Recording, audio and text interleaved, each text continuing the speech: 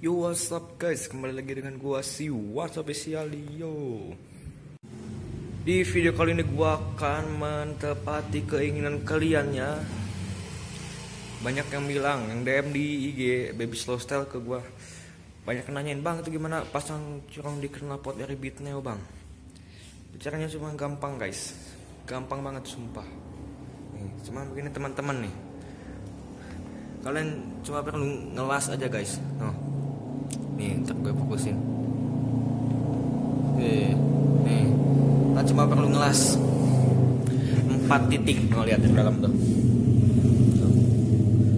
4 titik teman-teman ya, gampang banget.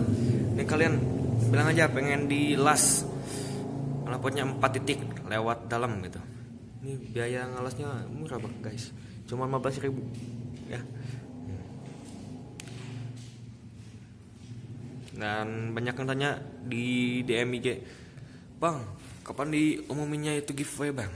Nah, gua akan ngumumin itu giveaway kalau subscribernya udah mencapai 1.500 subscriber ya guys. Nah, kalau udah mencapai 1.500 subscriber, gua langsung umumin siapa pemenangnya ya.